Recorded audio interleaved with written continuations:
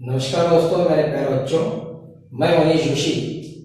आज इस वीडियो में हम कक्षा 11वीं रसायन शास्त्र में प्रथम यूनिट रसायन शास्त्र की कुछ मूल अवधारणाएं, some basic concept of chemistry, इसके अंतर्गत सबसे महत्वपूर्ण टॉपिक रासायनिक संयोग के नियम, लॉज ऑफ केमिकल कॉम्बिनेशन को हम पढ़ने जा रहे हैं। इस टॉपिक में रासायनिक संयोग के नियम में 5 मुख्य नियम हैं।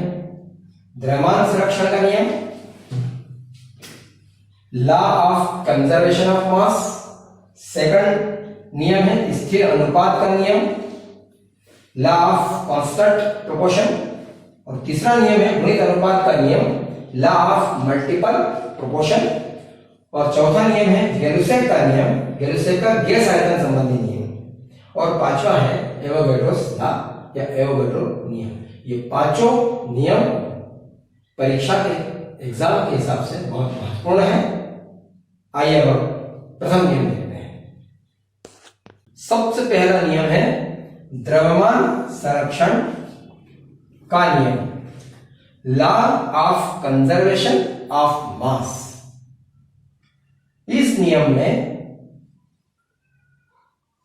नियम को लेवोजियर नामक वैज्ञानिक ने सर्वप्रथम प्रतिपादित किया था। इस नियम के अनुसार किसी भी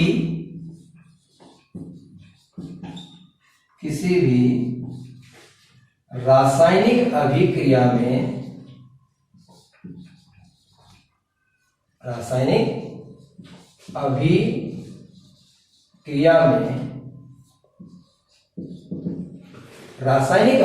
में भाग लेने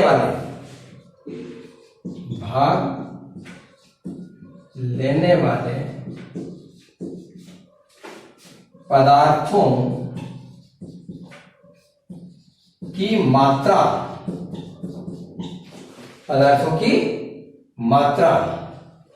का योग अभिक्रिया के पश्चात बनने वाले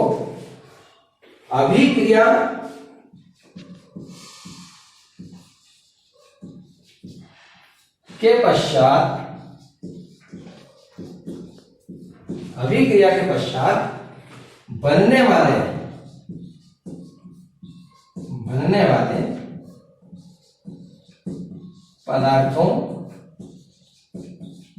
की मात्रा के योग के बराबर होता है। योग के बराबर होता है। यह मुख्य नियम है। क्या कहा? इस नियम को लेवोजियर नामक वैज्ञानिक ने सर्वप्रथम प्रतिपादित किया कि किसी भी रासायनिक अभिक्रिया में भाग लेने वाले पदार्थों की मात्रा का योग अभिक्रिया के पश्चात बनने वाले पदार्थों की मात्रा के योग के बराबर होता है। इस नियम को इस एग्जांपल के माध्यम से समझे हम। Carbon plus oxygen is equal to CO2, carbon dioxide. तो कार्बन का 12 ग्राम मॉलिक्यूलर वेट, ऑक्सीजन का 1 का 16 होता है, यहाँ 2 है, 16 दूनी 32, और CO2 का इसका 12 धन 32। आप दोनों का योग करके देखें, 12 धन 32 बराबर 44 ग्राम इज इक्वल टू, यहां पर भी कार्बन डाइऑक्साइड का जो आएगा वो 44 ग्राम आता है। इससे सिद्ध होता है, प्रूव होता है कि द्रव्यमान संरक्षण का नियम है कि अभिक्रिया में भाग लेने वाले पदार्थ की मात्रा का योग अभिक्रिया के पश्चात बनने वाले पदार्थ प्रोडक्ट की मात्रा का योग आपस में बराबर होता है। इसलिए द्रव्यमान संरक्षित रहता है। इसे द्रव्यमान संरक्षण का नियम कहते हैं। इस नियम को इस प्रकार भी कहा जा सकता है कि रासायनिक क्रिया में द्रव्य को न तो नष्ट किया जा सकता है और न ही उत्पन्न किया जा सकता है। इसे भी द्रव्यमान संरक्षण का नियम कहते हैं। स्टूडेंट्स, हमने पहला नियम आपने देखा रासायनिक संयोग के नियम में द्रव्यमान संरक्षण का नियम। सेकंड लॉ आता है स्थिर अनुपात का नियम। स्थिर अनुपात का नियम, लॉ ऑफ कांस्टेंट प्रोपोर्शन।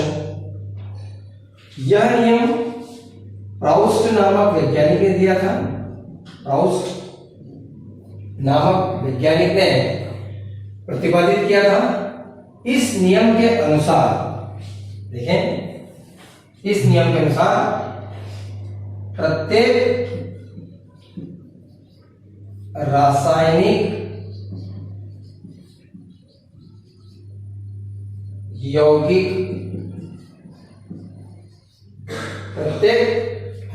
यौगिक में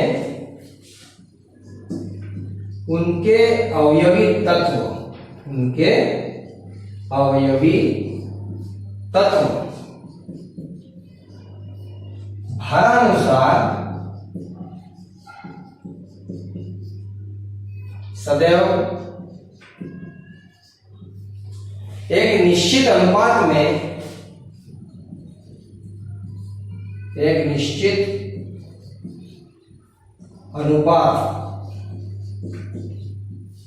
में होते हैं या पाए जाते हैं।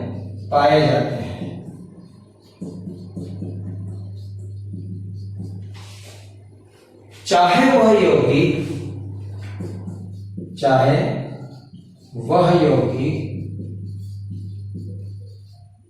किसी भी विधि से बनाया गया हो या प्राप्त हो। ठीक है। स्थिर अनुपात के नियम में यह ध्यान दें कि प्रत्येक रासायनिक यौगिक,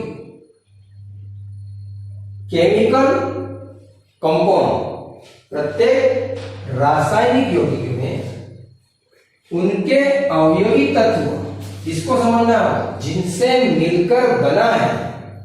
अवयवी तत्व का अर्थ क्या हुआ कि कोई भी यौगिक, रासायनिक यौगिक किन तत्वों से मिलकर बना है, उनकी बात चल रही है कि प्रत्येक रासायनिक यौगिक में उनके अवयवी तत्व भार के अनुसार सदैव एक निश्चित अनुपात में पाए जाते हैं, चाहे वह पदार्थ, वह यौगिक किसी भी विधि के द्वारा बनाया गया हो।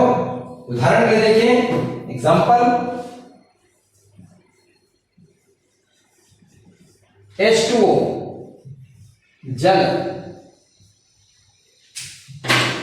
जल हमें विभिन्न स्रोतों से प्राप्त होता है, जैसे नलकूप से प्राप्त हो सकता है, नदी से प्राप्त हो सकता है, समुद्र से प्राप्त हो सकता है, या बरसात का पानी। सभी का फार्मूला H2O होगा।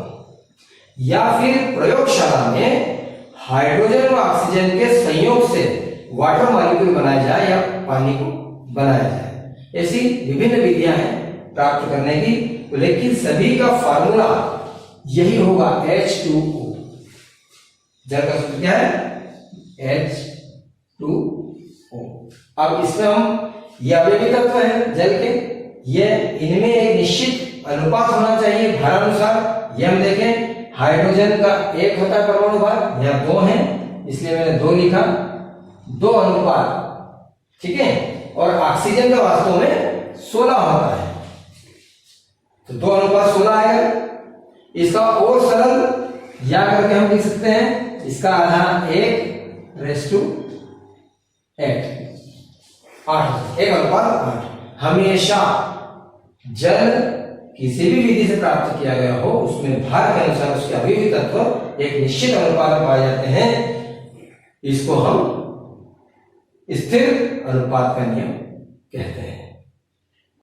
अब हम बच्चों रासायनिक संयोग के नियम में तीसरे नंबर पर जो नियम आता है, गुणित अनुपात का नियम, ये जो कि इस पूरे टॉपिक में महत्वपूर्ण है, इस नियम को भी मैं आपको सरल तरीके से समझाने की कोशिश करता हूं। जैसे इसको हम लॉ ऑफ मल्टीपल प्रोपोर्शन भी कहते हैं, यानी गुणित अनुपात का नियम। इसे देखें, इस नियम को जॉन डाल्टन नामक वैज्ञानिक ने सर्वप्रथम प्रतिपादित किया था। इस नियम के अनुसार जब दो तत्व आपस में संयोग करके दो या दो से अधिक यौगिक बनाते हैं तब एक तत्व के भिन्न भिन्न भार जो दूसरे तत्व के एक निश्चित भार यानी द्रव्यमान से संयोग करती है, जो कि परस्पर एक सरल अनुपात में होते हैं अर्थात पूर्णांक अनुपात में होते हैं। अब इसको हम एग्जांपल के माध्यम से देखें। जैसे a plus b is equal to c plus d, यह है इक्वेशन। इसमें a एक तत्व है, दूसरा तत्व b है। तो मैंने आपको परिभाषा नियम के अनुसार देखिए आप कि जब दो तत्व आपस में संयोग करते हैं और दो या दो से अधिक यौगिक बनाते हैं, प्रोडक्ट बनाते हैं, ये रिएक्टेंट है, ये प्रोडक्ट है कि जब दो तत्व आपस में संयोग करते हैं और दो या दो से अधिक यौगिक बनाते हैं तो एक तत्व के भिन्न भिन्न भार, ये लिखा, एक तत्व के भिन्न भिन्न भार दूसरे तत्व के एक निश्चित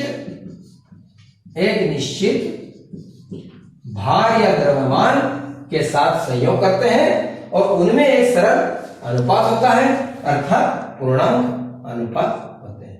इसे गुणित अनुपात का नियम कहते हैं। अब मैं इसको, ये सिंपल एग्जांपल था, अब इसको हम नाइट्रोजन और ऑक्सीजन का उदाहरण लेकर के, एग्जांपल लेकर के मैं आपको इसको समझाता हूं।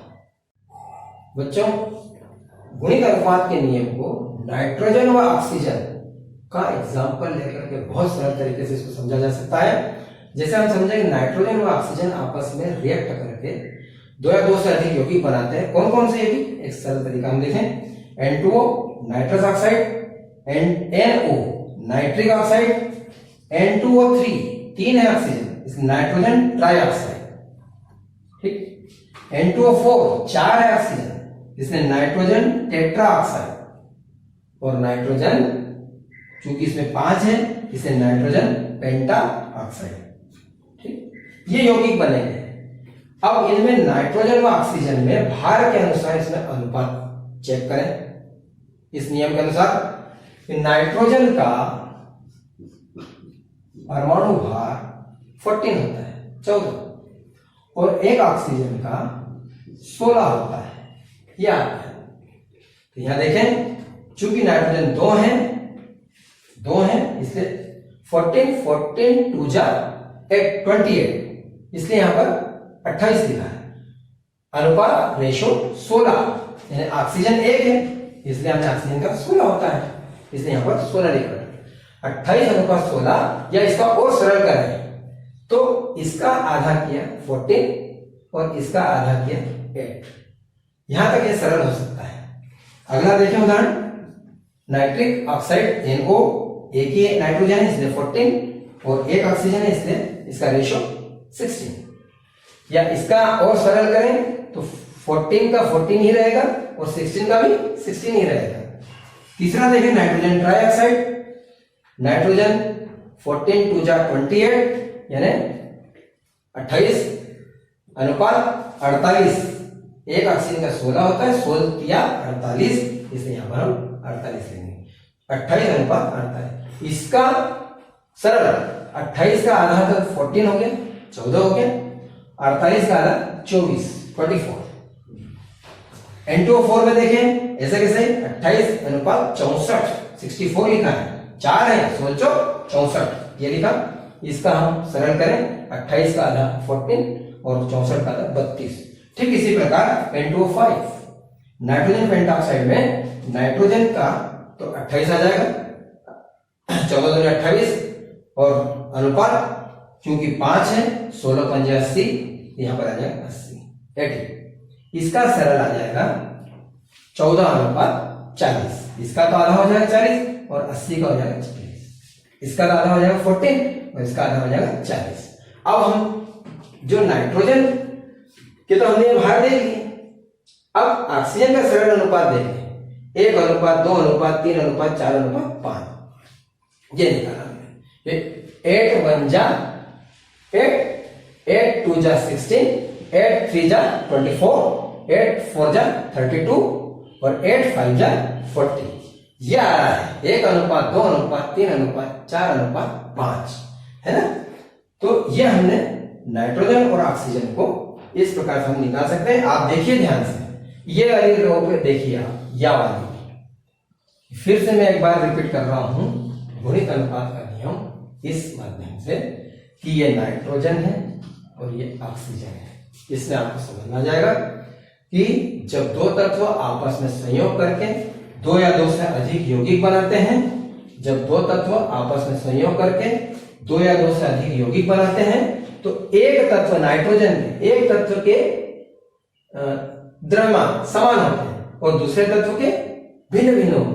जब दो तत्व आपस में संयोग करके दो या दो से अधिक यौगिक बनाते हैं, तो एक तत्व जैसा ऑक्सीजन, एक तत्व के भिन्न भिन्न भार द्रव्यमान 8 16 24 32 40 भिन्न भिन्न भार किसी दूसरे तत्व के निश्चित द्रव्यमान निश्चित भार से संयोग करते हैं। 14 14 14 ये 14 14 से संयोग, और उनमें भी एक सरल अनुपात होता है 1:2:3:4:5।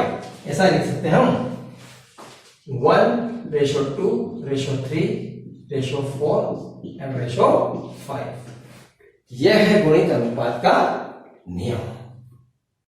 रासायनिक संयोग के नियम के अंतर्गत चौथा नियम है गेलुसेक का गैस आयतन संबंधी नियम, या यूं कहें गेलुसेक्स लॉ ऑफ गैसियस कॉम्बिनेशन। इसको हम समझें कि जब गैसें आपस में संयोग करती है तो उनके आयतनों में सरल अनुपात होता है, और यदि उनके संयोग से बनने वाला पदार्थ भी गैस है तो उसका आयतन भी क्रियाकारी गैसों का आयतन का सरल अनुपात होता है। जैसे हम देखें कि इस नियम को दो कंडीशन है कि ताप व दाब समान होना चाहिए, समान ताप व समान दाब पर नापे हुए हों, तब जब गैसें आपस संयोग करती है तो उनके आयतन में एक सरल अनुपात होता है, और उनसे बनने वाला पदार्थ भी क्रियाकारी गैस हो तो उनमें भी क्रियाकारी गैस और पदार्थ जो बनने वाला पदार्थ है उनमें एक सरल अनुपात होगा। एक एग्जांपल देखते हैं। उदाहरण के लिए H2 plus Cl2 is equal to 2HCl। Hydrogen भी गैस है, क्लोरीन भी गैस है, और HCl जो बना है हाइड्रोक्लोरिक वो भी गैस फॉर्म में है। तब यहां पर गेलुसाक का गैस आयतन संबंधी नियम लागू होगा। जैसे हम कहें कि एक अणु इसका भी एक अणु इसके दो अणु बनाता है, या यूं कहें कि एक आयतन हाइड्रोजन का वो एक आयतन हाइड्रोजन वो एक आयतन क्लोरीन आपस में क्रिया करके दो आयतन 2HCl दो आयतन हाइड्रोक्लोरिक गैस का निर्माण करता है, और इनमें सरल अनुपात इस प्रकार से होगा कि हाइड्रोजन क्लोरीन व 2HCl, तो इनमें 1:1:2 ये एक सरल अनुपात इसमें होता है। रासायनिक संयोग के नियम में पांचवा जो नियम है एवोगैड्रो का नियम, एवोगैड्रोस लॉ। इस नियम को भी हम समझें। इस नियम के अनुसार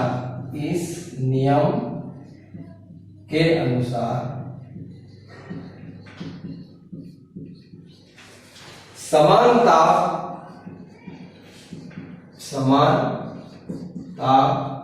व समान दाब पर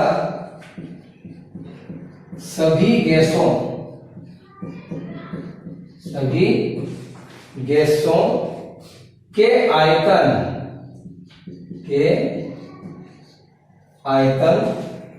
समान होने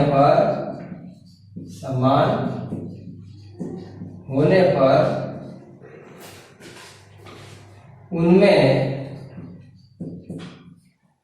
उनमें गैस के अणुओं की संख्या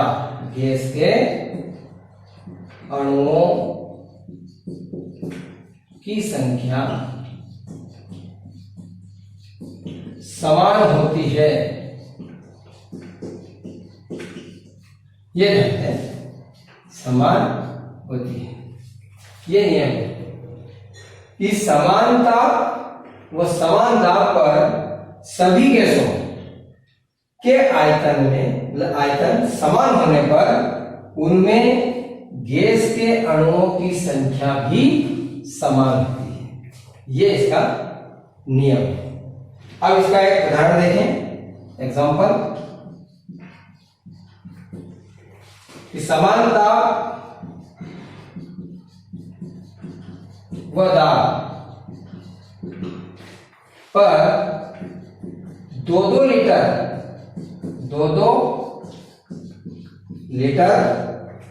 के पात्रों में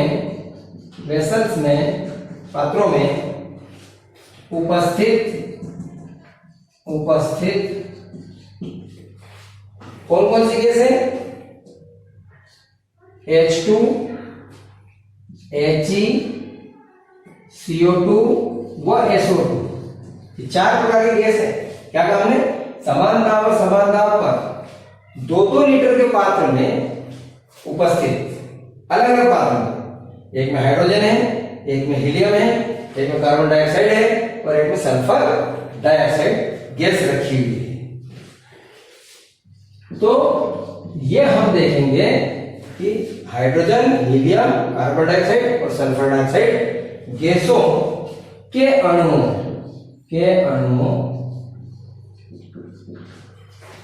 की संख्या भी समान होगी।